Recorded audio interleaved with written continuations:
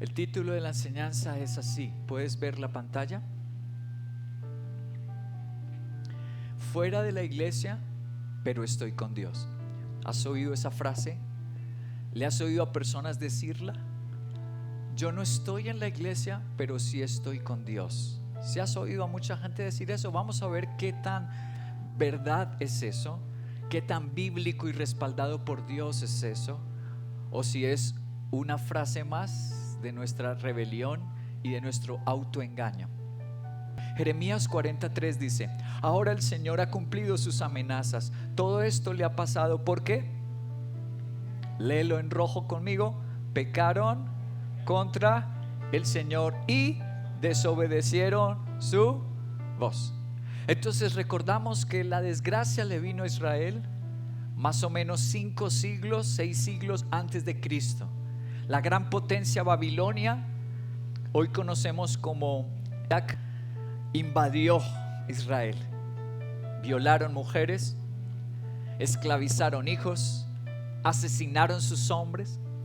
Y Dios dice que no los pudo proteger por 2 cosas esenciales. Primero, actos pecaminosos, conductas pecaminosas, llámese robo, mentira, asesinato, embriaguez, vicios. Pero lo segundo dice: desobedecieron mí. Dios lo pone en el mismo rango. Dice que también es pecado. Aunque yo no adultero, yo no robo, yo no asesino, pero si no obedezco la voz, si no le sirvo al Señor ni hago lo que Él me dice, Dios dice que soy pecador y soy rebelde. Por eso no pudo protegerlos. Ahora el capítulo 17, verso 16 dice: pero no me he apresurado a abandonarte y dejar de ser tu pastor. Tampoco he deseado que venga el día de la calamidad. Tú bien sabes lo que he dicho, pues lo dije en tu presencia. 2 cosas, 2 conceptos en rojo: no abandonar y no dejar. El riesgo para este año lo dice Jeremías 17: abandonar y dejar. Tal vez no tengas actos notoriamente y descaradamente pecaminosos, pero ¿qué tal eso soterrado? ¿Qué tal eso invisible de seguir solo mi corazón y lo que me gusta hacer? ¿Por qué Jeremías sí tuvo? ¿Qué significa esto? Para nuestra enseñanza de hoy, ¿qué significa? ¿Por qué Jeremías sí la tiene? Nos dice el capítulo 17, versículo 16. Dice que estos son los conceptos por los que Dios le ofreció su cobertura, porque no lo abandonó y no dejó del llamado de servirle. Para el caso de Jeremías, ser pastor del pueblo. Para tu caso, no lo sé. ¿A qué te ha llamado Dios? Cada uno lo sabe. ¿Qué le dijo el Señor que hiciera? ¿Qué le ha pedido el Señor en su vida? Jeremías goza de la cobertura de Dios porque él no deja. Pero hay personas que dicen que pueden dejar la iglesia y que aún así el servicio a Dios, su llamado, y están bien con Dios. 2 preguntas nos surgen con esta lectura de Jeremías. La primera: ¿acaso Jeremías no fallaba y no pecaba? Reflexionen. ¿Jeremías era absolutamente santo y no pecaba? ¿O sí tenía pecado? ¿Qué dice la Biblia? ¿Todos pecan menos Jeremías? Ayúdenme, ¿qué dice la Biblia? Romanos 3: por cuanto todos pecamos. Entonces no es la razón por la que Dios le da cobertura porque él no peque. Una segunda pregunta: ¿la lealtad y el amor los prefiere Dios o la perfección? ¿Qué opinan? Nos hace reflexionar, ¿cierto? Jeremías sí tenía pecados, pero tenía una lealtad y un amor hacia Dios gigante que los demás no tenían. La diferenciación de Jeremías con el resto del pueblo de Dios no es que no peque. La diferencia es su lealtad y su amor a la comunión y al servicio que Dios le pidió, a su relación con su amado Dios y Padre. y a la doblegarse y a la humildad de obedecer su llamado y su servicio. Voy a darte un tremendo ejemplo en las Escrituras para desentrañar las respuestas a esta afirmación: estoy con Dios, pero fuera de la iglesia. Voy a empezar con el Génesis, capítulo 7, verso 1. El Señor le dijo a Noé, ¿qué le dijo? Entra. ¿En dónde debía entrar? En el arca. Yo quiero hacer un paréntesis y una pausa. En las Escrituras solo hay 4 estructuras que Dios mandó construir. Y cuando me refiero a las Escrituras, estoy hablando del Antiguo y el Nuevo Testamento. Solo 4 estructuras mandó construir Dios, y la primera de ellas se llama el arca. Otra fue el tabernáculo, otra fue el templo de David, y que lo construyó Salomón. Y lo último que él mandó construir en el Nuevo Testamento fue con piedras vivas. Dice la Escritura que se está haciendo un edificio con piedras vivas. Ese es el último. No hay más estructuras que Dios haya mandado a hacer en la Biblia. Puedes estudiar la teología años y años, no vas a encontrar más. Solo 4 estructuras mandó a hacer Dios, y la última que está en el Nuevo Testamento se llama la iglesia, y no se hace con piedras físicas como en el Antiguo Testamento, con carpas, telas. No, en el Nuevo Testamento dice que es con piedras vivas. Nosotros. ¿Qué le dice aquí a Noé que debe hacer? ¿O debe admirarla? ¿O debe visitarla de vez en cuando? ¿Qué le dice el Señor? ¿Que debe qué? Con toda, como decimos en Colombia, con toda. El Señor le dice: entra con toda tu familia, porque tú eres el único, está en rojo, hombre justo que he encontrado en esta generación. Por supuesto que Noé tenía pecados, pero entonces ¿por qué le llama justo Dios? Esa es la siguiente pregunta. ¿Acaso Noé no fallaba y no pecaba? Tanto Jeremías como Noé, aunque están al servicio de Dios, pero también fallan. Cualquiera que ser humano, aunque sirvamos a Cristo, también por nuestra condición física y carnal, también tenemos momentos de pecar y fallar a Dios, cuando nos arrastran estos deseos y nos dejamos dominar de ellos. Vamos al versículo 5 de Génesis 7. Dice: Noé hizo todo de acuerdo con lo que el Señor le había. Ahora empezamos a ver diferencias entre Noé y la sociedad, entre Jeremías y los demás del pueblo. ¿Qué hacía Noé? Cumplía órdenes, obedecía órdenes. Versículo 7. Entonces, para salvarse de las aguas del diluvio, entró en el arca con sus hijos, su esposa y sus nueras. ¿Qué hizo Noé? Entrar. ¿Qué le había dicho Dios? Entra. Pues él entró con toda, al servicio al Señor, al llamado al Señor, a la iglesia del Señor, a lo que él dijo que se construyera para salvar. Perdón la aclaratoria. Las 4 construcciones que Dios ordenó tanto en el Antiguo como en el Nuevo Testamento tienen el objetivo de salvar, encontrarnos con Dios para ser salvos: el arca, el tabernáculo, el templo de David y la iglesia. Ahora sigamos la lectura del capítulo 7, verso 9. Entraron con Noé por parejas. Ese mismo día entraron en el arca Noé y sus hijos Sem, Cam y Jafet, su esposa y sus 3 nueras. Junto con ellos entró toda clase de animales. Ahora el versículo 15. Así entraron en el arca con Noé parejas. Versículo 16.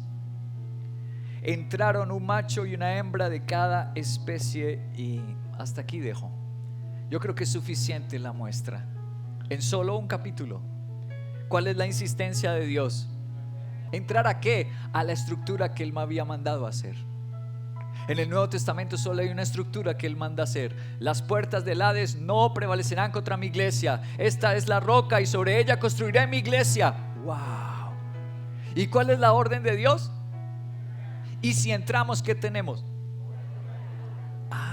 Pero a mucha gente afuera en las épocas de Noé y de Jeremías, y pasa hoy en nuestra época, dicen que estando fuera están con Dios.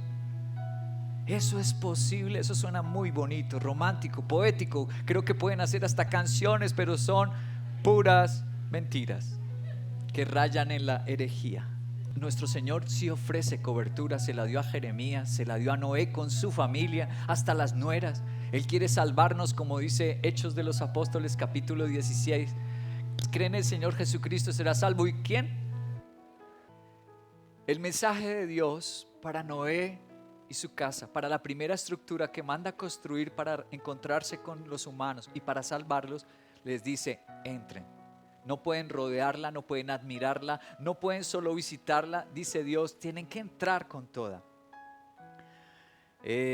Las personas contemporáneas a Noé entonces no tuvieron la oportunidad de entrar. Es que Dios no quería que ellos entraran, fue solo para Noé y su familia, y a los demás se les negó la oportunidad de hacerlo. Hans Baldung Grien, alemán. Él es un alemán del siglo XV. Discípulo del famoso pintor y escultor Durero, Alberto Durero. Yo sé que lo han oído hablar de Albert Durero. Él fue su mejor discípulo. Durero le encargó la academia a este hombre, y este hombre en sus pinturas fue extremadamente espiritual y religioso, y esta es una de ellas. La traje aquí porque puede graficar muy bien, tal vez es el que mejor grafica el desespero que debió sentir la gente cuando cayó el diluvio. Ustedes ven gente allí desesperadas, animales ahogándose, gente con sus hijos, sus familias clamando, gimiendo, y algunos hasta tratando de trepar. ¿Sí los observan? Tratando de aferrarse al arca.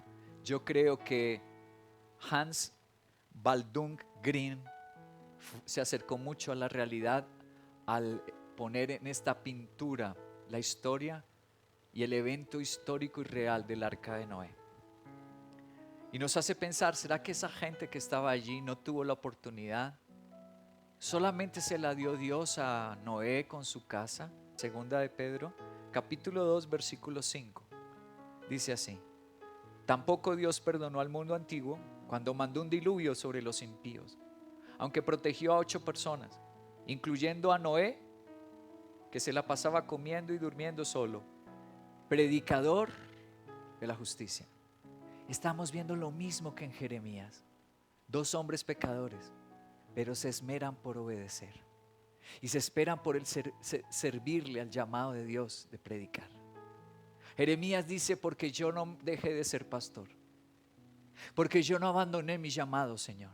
Y ahora tenemos a un Noé que la Biblia nos está revelando que sí le ofreció la oportunidad de entrar al arca a toda su generación. Se las pasaba Noé como el pastor Henry: predique y predique y predique, enseñe y enseñe, interceda y ora. Se la pasaba en el llamado de Dios. No es que no seamos pecadores los pastores o los predicadores. Todos tenemos pecados, pero hay unos que los reconocemos y otros no. Hay unos que sí nos duele y hay otros que no. Hay unos que agradecemos el perdón y hay otros que les da igual. Y tenemos un Jeremías y un Noé que gozan de la cobertura de Dios con sus familias. No porque haya ausencia de pecado, sino porque se esmeran por obedecer y están sirviéndole a nuestro Dios. Recuerdo otra vez el Génesis 7, versículo 1. Dice que Noé era el único justo. En 2 de Pedro 2:5 dice que era predicador de la justicia. Pero en Génesis 7:1 dice que era único justo. Yo quiero mostrarles esta verdad de las Escrituras hoy y recordárselas.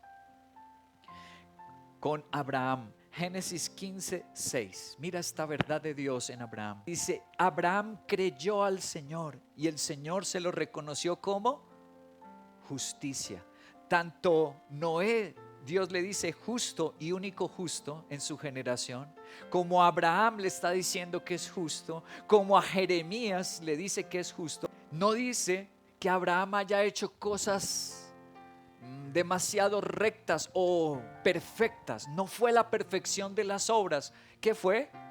la fe que lo impulsó a obedecer y seguir la palabra y el llamado de Dios cuando le dijo: sal de tu tierra y de tu parentela. Cuando le habló el Señor: entrégame tu hijo. Cuando le habló el Señor: cuenta las estrellas. Cuando Abraham sale en obediencia por la fe en la palabra de Dios, entonces Dios nos justifica.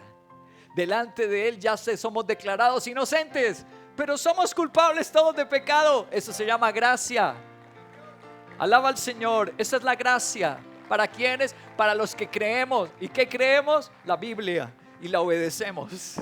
No es fe a cualquier forma, no es fe a lo que yo quiera, es fe en la palabra de Dios, porque solo sus palabras son verdad y vida, dijo Jesús en el Evangelio de Juan. Mis palabras son verdad y son vida. Así que la fe es oír la palabra y creerla y obedecerla. Abraham lo hizo, Noé lo hizo, Jeremías lo hizo y Henry Castillo quiere hacerlo. ¿Y tú? Levanta tus manos y dile: ayúdame, Señor. Anhelo y pido vivir bajo la cobertura de Dios con mi familia, por el nombre de Jesús. Amén. Dios desea ofrecérnosla. En el tiempo de la desgracia, cuidarnos. En el tiempo de morir biológicamente, nos vengan a recoger ángeles y nos lleven al cielo. Dios quiere ofrecérnosla, desmitificando a Satanás. Se ha vuelto un mito y algunos lo dan por verdad ese mito. Y es una sacrílega mentira. Eso no es verdad, de que yo puedo estar bien con Dios, pero fuera del arca, fuera del tabernáculo, fuera del templo o fuera de la iglesia, si es lo único que Él mandó construir para salvación, para comunión con Él. Arca, tabernáculo, templo de David e iglesia, es lo único. ¿Cómo puede Dios estar con el desobediente que no le cree, con el rebelde e ingrato que no se le rinde a sus pies? ¿Puede estar Dios conmigo aunque esté fuera de la iglesia? Voy con la primera respuesta. Dios está solo con quienes obedecen a la fe de Él, no a la fe mía, no a la fe del mundo, a la fe de Él, a la fe de su palabra. Dios está solo con quienes obedecen a la fe de Él. Voy a mostrarles, yo sé que conocen a este personaje, pero algunas cosas de su vida de pronto no lo conocen. Este es un ser humano histórico que es conocido en el mundo entero. Friedrich Nietzsche nació el 15 de octubre de 1844 en Recken, población del entonces Reino de Prusia y actualmente territorio alemán. Su padre Karl era un pastor luterano y su madre Francisca una ama de casa con fuertes convicciones religiosas. Cuando Friedrich tenía 4 años, su padre murió de una hemorragia cerebral, y al poco tiempo, y de forma totalmente inesperada, también moriría su hermano menor. Ante estas trágicas muertes, la madre resolvió mudarse a la localidad de Naumburgo, lugar en donde Friedrich crecería en compañía de su hermana menor Elizabeth, su madre por supuesto, su abuela y 2 tías maternas. Se dice que desde muy pequeño, Friedrich mostró un carácter muy serio y disciplinado, tanto así que sus compañeros de escuela lo apodaban el pequeño pastor. Pero además de su seriedad, al niño lo caracterizaba una gran capacidad intelectual, y desde pequeño dedicaba largas horas al estudio de la religión, la música y de la antigua cultura griega. La esperanza de la madre era que el hijo se convirtiera en un pastor luterano como lo había sido su padre, pero para que este sueño se hiciera realidad, era necesario que el joven hiciera estudios universitarios en teología. Así que llegado el momento y de acuerdo al plan, Nietzsche se inscribió en la Universidad de Bonn para hacer estudios en filología y teología.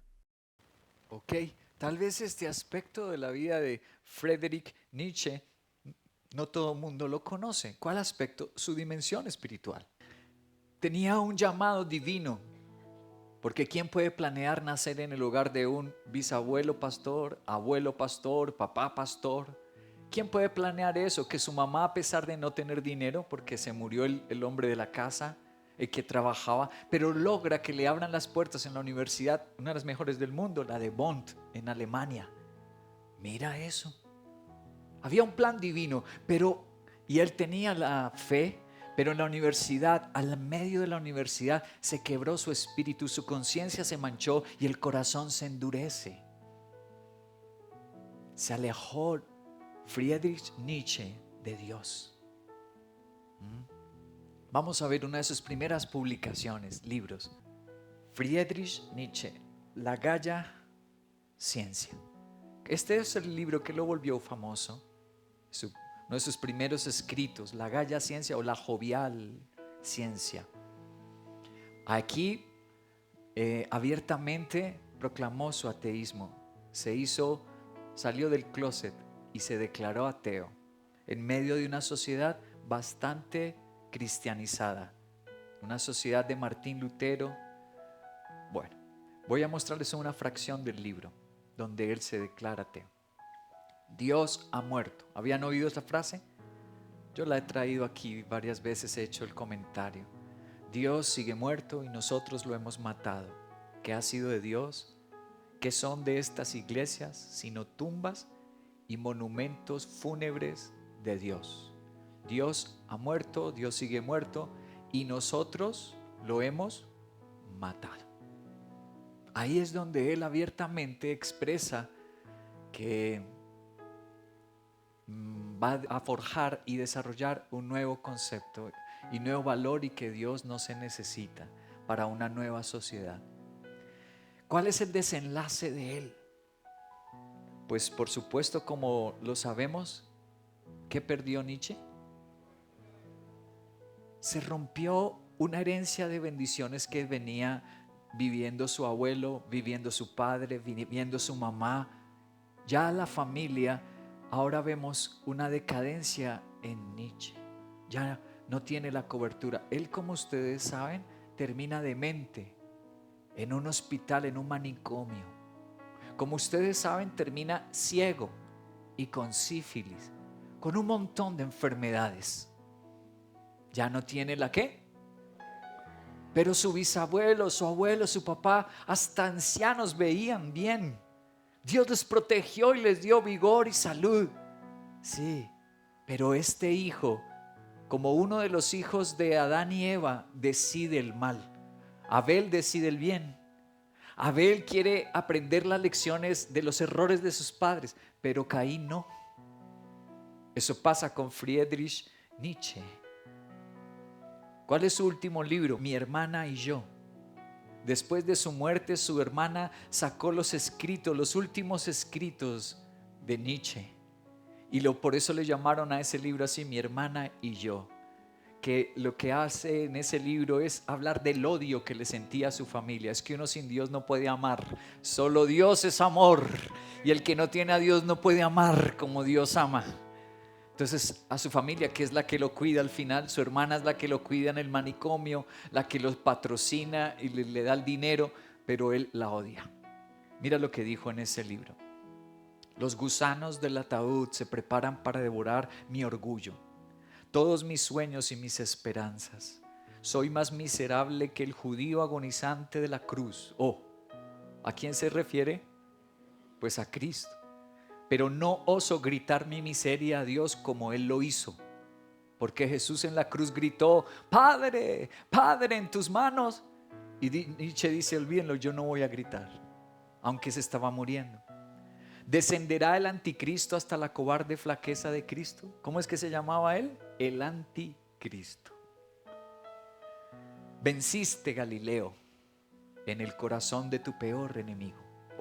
Esa también es una frase famosísima. Él la está copiando, esa frase de Juliano. ¿Quién fue Juliano? Fue el emperador de Roma en el siglo IV, por un breve tiempo, descendiente de Constantino. Constantino se había convertido al cristianismo. Juliano al comienzo, sí, empezó muy bien, como decía mi papá, toda escoba nueva. Entonces Juliano empezó muy bien y gracias, Señor, por permitirme ser emperador, pero él se aparta de Dios. Se le llama Juliano el apóstata, también le dicen a ese emperador. Se apartó y empieza a perseguir a la iglesia. Y él era de la iglesia. Y fue Dios quien le permitió llegar a ser emperador. Y ahora persigue la iglesia. Y hay una batalla con los persas. Roma enfrenta a los persas y Roma supera a los persas. El ejército de Roma, ¿lo recuerdas? Era invencible en esa época, majestuoso, tenía estrategia militar como nadie. Los persas eran como campesinos ahí peleando contra ellos. Pero una jabalina perdida entre las multitudes atravesó y llegó a las entrañas de Juliano. Entre toda esa multitud de soldados romanos, pero la jabalina le llegó al emperador. Le atravesó sus entrañas y cuando él la estaba sosteniendo y muriendo, exclamó esa misma frase de Friedrich Nietzsche: Galileo, me venciste, y murió con las entrañas afuera. Así lo describen los historiadores. ¿Qué perdieron estos hombres? ¿Cuál es el fin de los que dejan la iglesia, pero dicen que están con Dios? Lo dejo a tu propia respuesta, a que saques tus conclusiones con la palabra de Dios. Vamos a leer lo que Cristo dijo sobre Noé y el arca. Lucas capítulo 17, versículo 26 y versículo 27. Tal como sucedió en tiempos de Noé, así también será cuando venga el Hijo, cuando venga ese diluvio del tiempo apocalíptico y final. Mira lo que dijo Jesús: comían, bebían, se casaban, se daban en casamiento, hasta el día en que Noé, está en rojo, léanlo, désenle el gusto de leerlo. ¿Qué dice? No visitó, no fue simpatizante, no la admiró la iglesia. Ay, yo admiro mucho la iglesia, pero no me quedo. Te admiro mucho, pastor, pero ya no sirvo. ¿Y qué sirve esa admiración? Como hipócrita esa frase. Mira, el Señor Jesús está haciendo lo mismo que el Génesis 7. Está diciéndonos algo a sus hijos. Dice: hijos, mi cobertura, ¿por qué estuvo con Noé? ¿Por qué estuvo con Jeremías? ¿Por qué con Abraham? ¿Y por qué va a estar al final de los tiempos?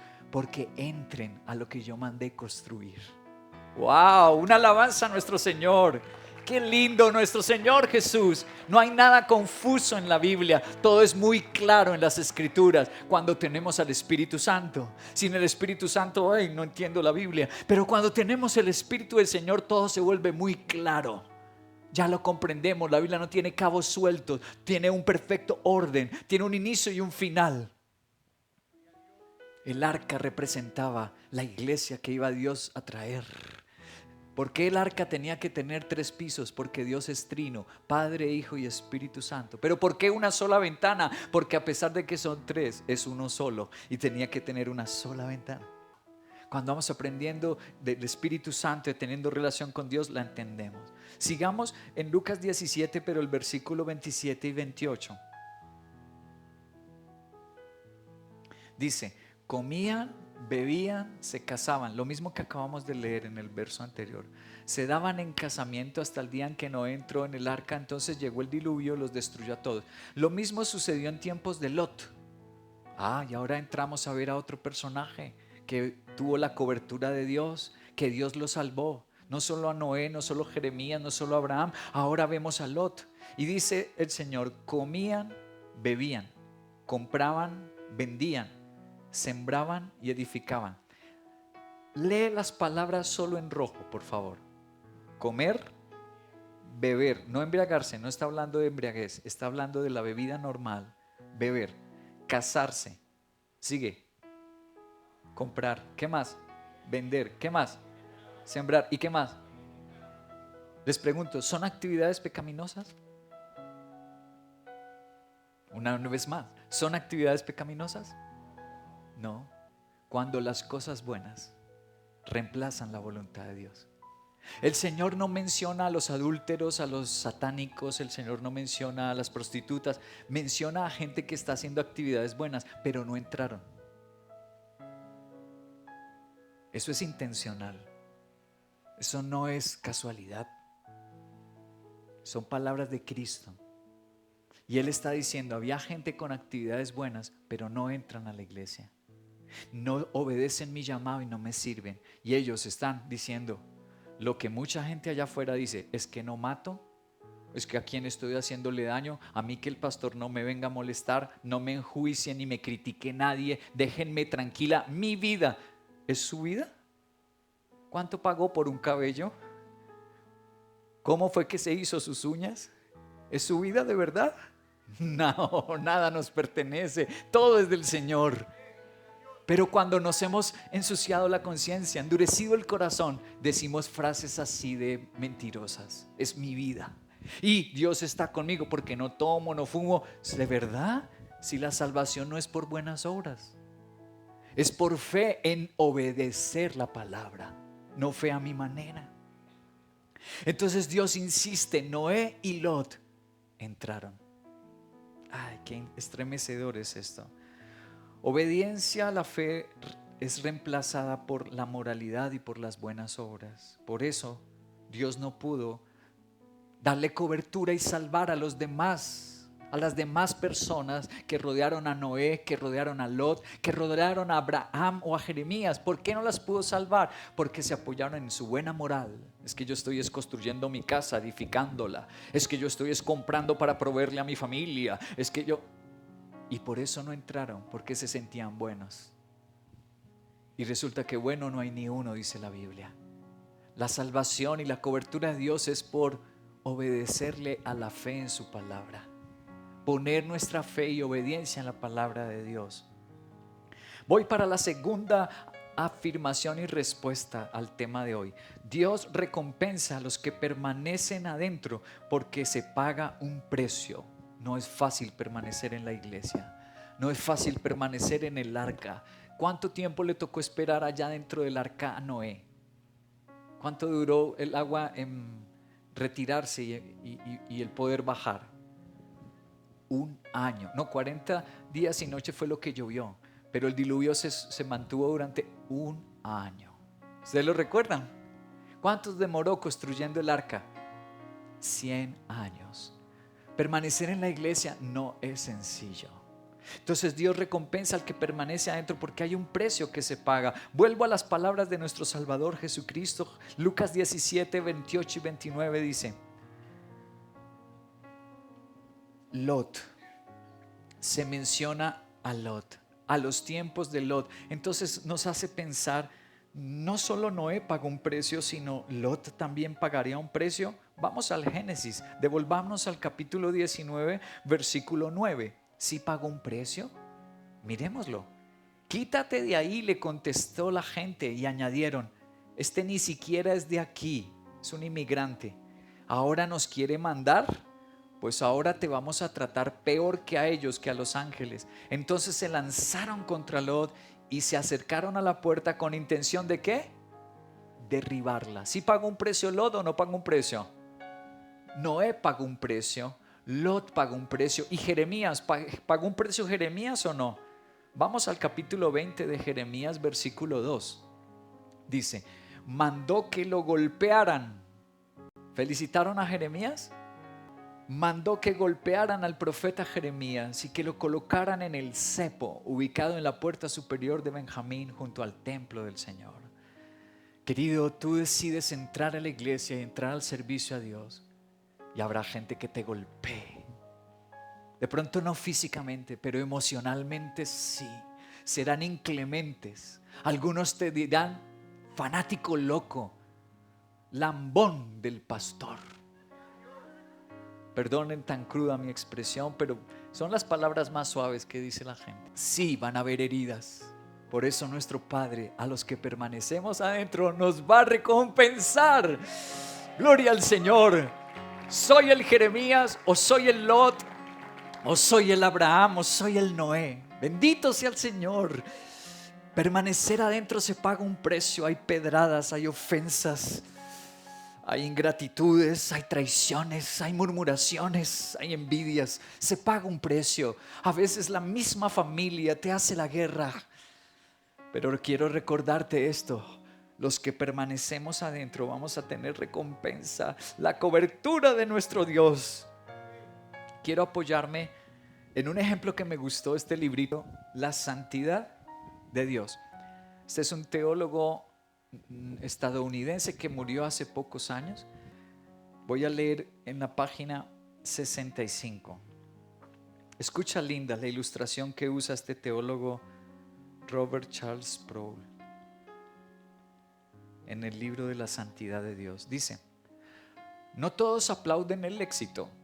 Recuerdo a una estudiante de último año que tuve En los días en que enseñaba en la universidad, fue maestro de las mejores universidades en teología allí en Estados Unidos. Ella era la mejor alumna que yo había tenido. Su promedio acumulado era sobresaliente, su desempeño era extraordinario. Me sorprendí cuando califiqué uno de sus exámenes de último año, el cual había reprobado miserablemente. Su resultado mostraba una desviación tan radical de su desempeño normal que supe que algo andaba mal en ella. La llamé a mi oficina para una reunión y le pregunté qué fue lo que pasó. Inmediatamente se echó a llorar y entre sollozos confesó que había reprobado intencionalmente el examen. Cuando le pregunté el por qué, ella explicó que a medida que se acercaba a su graduación, experimentaba un creciente temor de que nunca encontraría un esposo. Uy, escucha, esto es real. Una lucha que puede pasar a cualquier soltero, cualquier persona soltera. Esta joven universitaria a punto de graduarse en teología de una de las mejores universidades dice, como que ya no quiero graduarme. ¿Por qué? De pronto me quedo sin esposo. Sigo la lectura. Ella dijo, ninguno de los chicos quiere salir conmigo. Todos piensan que soy demasiado inteligente, que yo soy solo un cerebro. Ella encontró la desgarradora historia de la soledad, un sentimiento personal de exclusión de la vida social en el campus universitario. Se sentía como una paria. Esta estudiante había cometido el pecado social imperdonable. Ella había roto la curva, el promedio. Escucha esto tan importante. No todo mundo cuando tú accedes al ministerio te felicita. Ay, bien, pastor, qué lindo. Sino ese manipulador, vividor. No todo mundo te va a aplaudir. No todo mundo te va a felicitar. Claro que explotan a uno. Yo he escuchado, estas son las más suaves frases que yo he oído decir de gente que perdió su primer amor, que se dejó manchar la conciencia por Satanás y ahora escupe ese veneno con sus palabras. Se alejó del rey, de la hermosura, la inocencia, el amor tierno que expresó Noé hacia su Dios. Y Noé era un muchacho, tenía 600 años caminando con Dios. Abraham tampoco era un muchacho. Habían pagado un precio, Lot, de muchos años, pero eran tiernos con su Dios y amorosos. Eran respetuosos con su Señor y su Padre. Lo trataban con amor, con inocencia. Sproul dice de esta jovencita, de sus miedos severos, porque ella era mejor que los demás. Entonces los hombres se sentían como amenazados por ella. Ella rompió la curva. Cuando los estudiantes de un salón obtenían entre 20 y 30 puntos en un examen, dando pruebas indiscutibles de que el examen había sido injusto, el profesor estaba moralmente obligado a calificar con una curva. Entonces aparecía el inevitable cerebro que lograba 100 en el examen. No recuerdo que alguna vez los estudiantes se pusieran de pie en el salón y le ofrecieran a ese cerebro una gran ovación y lo aplaudieran. Al contrario, le lanzaban piedras. Nadie le gustan los rompecurvas. Nos hacen quedar mal a todos. Pero Jesucristo era un rompecurvas. Él era supremo destructor de curvas. Era el máximo supercompetente. Los marginados de la sociedad lo amaban porque les prestaba atención. Pero los que ocupaban los asientos de honor y el poder religioso no podían tolerarlo. El grupo de judíos que se declaró enemigo mortal de Jesús fueron los sacerdotes y los fariseos. ¿Ustedes están de acuerdo? Lindo como lo dice Sproul. Tú haces las cosas bien, la gente no te va a felicitar. No todo el mundo te va a felicitar. Por el contrario, te vuelves incómodo. Ya no quiero ir a esa iglesia. Mucha santidad. No te vuelves una iglesia popular donde todos te ovacionen y te quieran amar. A veces no, ya no quiero estar más allá. Mucha exigencia. Allá nos dicen la verdad del servicio. Ya no quiero estar. ¿Cómo así que si uno no hace lo que ellos hacen? Yo quiero estar con la curva, con el promedio. Yo no quiero el 100 de amor a Dios. Yo no quiero el 100 de devoción y de fe. Yo quiero la curva. Pero lo triste es que los de la curva no van a gozar de. Por eso nos reunimos a interceder cada mañana. Solos no podemos, pero con Cristo somos más que. Lo lograré con Él. Sin Él no. Pero con Él sí, Él me va a ayudar a responder 100 en el examen. Solo no, como pasó Yuri Aponte. ¿Dónde está Yuri? Gracias, Yuri, por decir tu testimonio. Héctor, gracias por animar a tu esposa. Qué lindo testimonio. Primero, mi señor, en el Peniel. Y la universidad le había programado sus últimos parciales. Ya está a punto de graduarse. Son los últimos parciales de su carrera. Se lo programaron el fin de semana. Coincidió con el Peniel. Eso no es casualidad, es una prueba. Eso no pasa por casualidad. Y ella dijo, gracias por ser honesta. Nunca me había sacado 5 en todo. Y nunca habían corrido los parciales. Los corrieron y se sacó 5 en todo. Démosle una alabanza a Dios. La cobertura de Dios. ¡Ja! Gloria al Rey.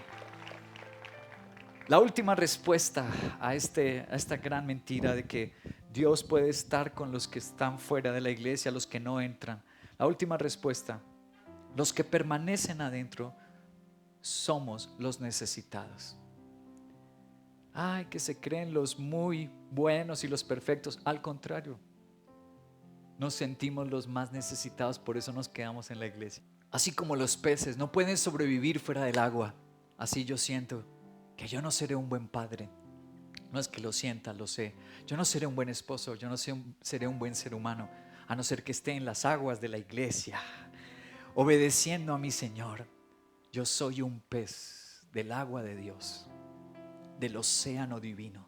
No puedo sobrevivir. En la iglesia estamos no los fortachones y los perfectos. No, Señor, los débiles peces que si nos salimos, nos morimos. Nos vuelve a coger el pecado y caemos miserablemente. En la iglesia estamos los débiles. Josué capítulo 2 versículo 1. Luego Josué, hijo de Nun, envió secretamente desde Sitín a 2 espías con la siguiente orden: vayan a explorar la tierra, especialmente Jericó. Y cuando los espías llegaron a Jericó, se hospedaron en la casa de una elegante y santa mujer. Eso no dice ¿a dónde guió Dios a sus siervos? Porque la iglesia es para los necesitados y perdidos. Gloria a Dios, no para los perfectos, muy sabiondos. Los guió a la casa de una prostituta. Qué ejemplo tan impresionante. Dice que la prostituta se llamaba, ¿cómo? Rahab. Versículos 11 al 13, perdón. Por eso estamos todos tan amedrentados y descorazonados frente a ustedes. Yo sé que el Señor, mira lo que dice la prostituta. Yo sé que el Señor y Dios es Dios de dioses, tanto en el cielo como en la tierra. Se convirtió la prostituta, mira, ella era Jericó, ella era idólatra, pagana, pero se convierte. Dice, por lo tanto les pido ahora mismo que juren en el nombre del Señor, de su Dios, que serán bondadosos con mi familia, como yo lo he sido con ustedes. Quiero que me den como garantía una señal de que perdonarán la vida de mi padre y de mi madre y de mis hermanos y mis hermanas y de todos los que viven con ellos. Juren que nos salvarán de la muerte.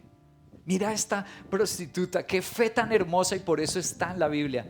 Yo quiero decirles que esta fe de esta mujer obediente y que se arriesgó todo, Dios la exalta tanto que cuando empieza el Nuevo Testamento es la primera mujer que se menciona en el Nuevo Testamento. Mateo 1 versículo 4, y dice que Cristo viene de Rahab, esa ex prostituta. ¡Wow! La primera mujer nombrada en el Nuevo Testamento es ella.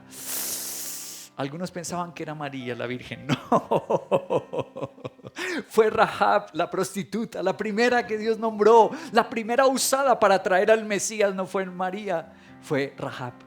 Ella dice, júrenme que me van a salvar a mí y a mi familia. Ella está creyendo que viene un diluvio como vino en los tiempos de Noé. Ella cree que viene una desgracia como en los tiempos de Jeremías. Y yo también creo que viene un apocalipsis. Yo creo. Y yo estoy suplicando por la salvación de mis hijos, de mi casa, de mis seres queridos. Yo estoy suplicando, yo estoy como ella. Versículos 17 al 19 de Josué 2 dice: los hombres le dijeron a Rahab: quedaremos libres del juramento que te hemos hecho si cuando conquistemos la tierra no vemos este cordón. Mira, no podía ser amarillo, no podía ser azul, ni verdoso. ¿Cómo era el color? Esto no es casualidad en la Biblia. Tenía que ser rojo, atado a la ventana por la que nos bajas. Además, tu padre, tu madre, tus hermanos y el resto de tu familia deberán estar alrededor de la casa. La Biblia no es accidental, cada palabra es un hilo conductor, todo tiene un propósito. Solo la cobertura se tiene adentro.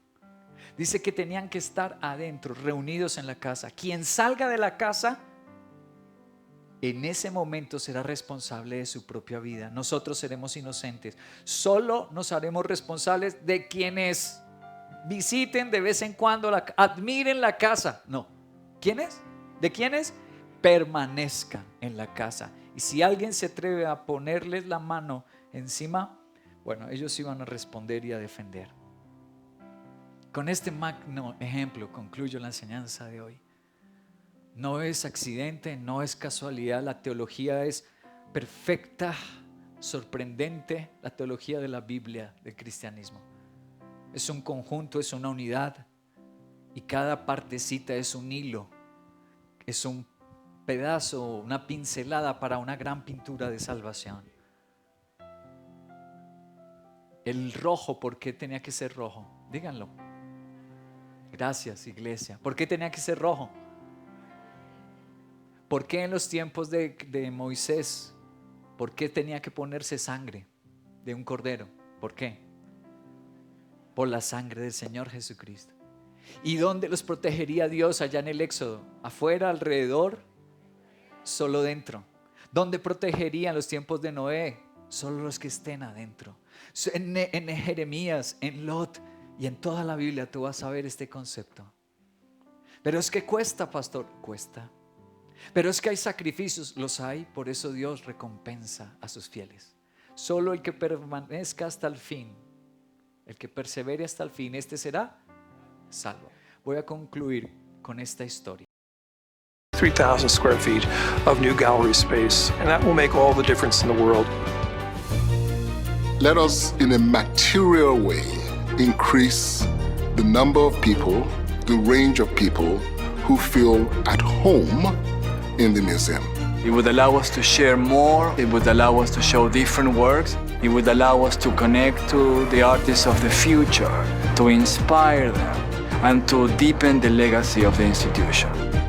It's going to have an amazing effect on the cultural life of Philadelphia. I don't think people quite realize it. Almost 100 years later, we're reinventing it for the 21st century. We are all so excited to see the next stage and to get a sense of the future. It's wonderful. Part of the core project is to reimagine how the museum should work in its second century and how it can continue to serve the needs of the community. It's time to do just that. Cuando vayamos al estado de Filadelfia en los Estados Unidos, Dios nos permitirá ir. Les pido que se tomen una foto al frente del Museo de Arte de los Estados Unidos en Filadelfia. Lo que estaban viendo es la renovación reciente que hicieron a ese museo. Pero voy a remontarme a la historia de los orígenes del primer museo que hubo en Estados Unidos y algunos dicen en el mundo entero. Siglo XVIII. El título de la pintura es Noé y su arca. Ahí ven el nombre del artista, Charles Willson Peale. Está en los Estados Unidos y la fecha en que 1818. La técnica que usó, lienzo al óleo. Él es uno de los artistas del movimiento neoclásico en la pintura. Este hombre viene de ascendientes ingleses.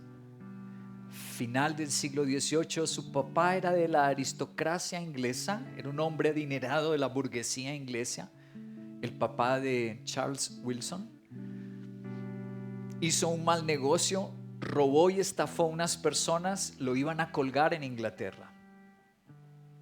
Finalmente logró, con grandes abogados, dando mucho dinero, perdió todas sus posesiones, pero no lo mataron, no lo colgaron, pero lo condenaron al exilio. Entonces emigró a los Estados Unidos con su familia.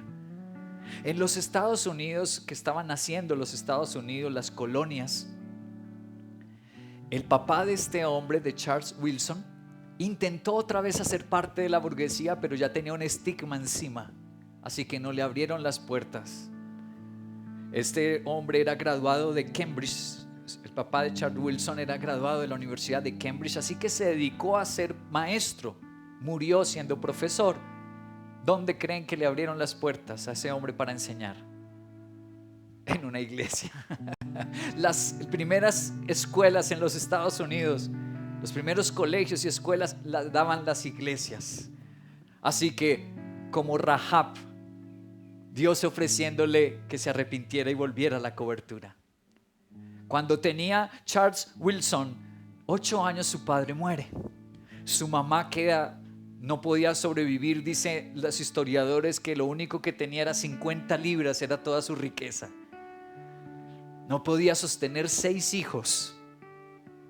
Emigró para otros estados buscando trabajo. Finalmente su hijo Charles Wilson se sintió atraído por el trabajo con el cuero y se dedicó a ser ayudante de los fabricantes de sillas para montar a caballo. En eso empezó a trabajar. Llegó los momentos de la guerra civil de los Estados Unidos, buscando la independencia de Inglaterra. Charles Wilson era un joven, se enlistó para el ejército. El ejército independentista, los que buscaban su independencia. Llegó al grado de capitán, por eso es que lo ven pintado en un estilo militar, que en su uniforme, la franja característica azul. Los de Inglaterra eran roja, la franja que usaba el ejército de Inglaterra era roja, pero los del nuevo país era azul, por eso él está pintado así, y él se pintó a él mismo. Estando en el ejército es que descubre esta habilidad. Él descubre que es bueno para dibujar, porque empieza a escribir cartas a su familia y en las cartas les hace dibujos de las cosas que él ve en la guerra. Por ejemplo, pintó una iglesia que le pareció tremenda profanación, que habían incendiado los ingleses, una iglesia cristiana, y lo pintó humeando, y todos empezaron a admirarle su talento. Entonces, cuando salió del ejército dijo: pues voy a aprender a ser un pintor. Se fue 3 años para Inglaterra. Cuando un joven de los Estados Unidos se iba para Inglaterra a estudiar algo, no volvía. Estados Unidos era como un pueblo que estaba empezando. En cambio, Inglaterra era una superpotencia. Entonces, cuando los jóvenes salían, no regresaban. Algo curioso fue que Charles Wilson sí regresa. Él siente que sus raíces son Estados Unidos, que allá nació y que ese es su lugar, aunque le podían pagar en Europa muchísimo dinero porque estuvo con muy buenos maestros aprendiendo la pintura, pero él se viene para Estados Unidos. En Estados Unidos se casa. Quiero que vean una pintura de su familia. Él mismo pintó su familia. Allí está con su primera esposa y con hijos y personas de su familia. Su primera esposa enferma y muere. Se vuelve a casar, la segunda esposa enferma y muere. Finalmente, una cristiana extraordinaria, Hannah Moore, era de los Quaker Amish. ¿Han oído hablar de esta iglesia de los Quaker? También eran inmigrantes de Inglaterra, los habían perseguido en Holanda e Inglaterra, y ellos se establecen en Estados Unidos. Son los que producen la avena Quaker, estos cristianos que todavía andan en carretas, que no ven televisión. Hannah Moore viene de esa iglesia de los Quaker, y ella dice: tienes 10 niños. ¡Wow! Tenía el hombre 10 niños. Y yo he aprendido con mi fe que Dios a los huérfanos los rescata. Yo seré la madre de esos 10 niños. Él se enamora impresionantemente. La pintó a ella a sus 61 años. Ahí lo ven. Ella vive con él hasta la muerte, más de 80 años. Todos sus hijos tienen nombres de artistas. A uno le puso Rembrandt, a otro le puso... Todos tienen nombres de pintores famosos. Y él decide fundar el primer museo de historia natural. Él es el primer museo en el mundo que exhibe un mamut. ¿Recuerdan ese animal extraordinario como un elefante gigante? Él es el primero en el mundo que exhibe un mamut. Lo reconstruyen los huesos y exhibió un mamut. Pero hay algo que no se conoce de la historia de él, que el mundo no reconoce. Él es súper conocido pues en los Estados Unidos y en el mundo del arte, porque es el primer museo, algunos dicen del mundo entero, que se fundó. Pero algo que no se sabía, si no lo hubiera podido hacer, sin su fe en Dios, sin una esposa que tuviese esa clase de fe en Dios como Hannah More. Y una de sus mejores pinturas que no exhiben es esta, que ven allí. Un templo hecha en acuarela, una preciosura.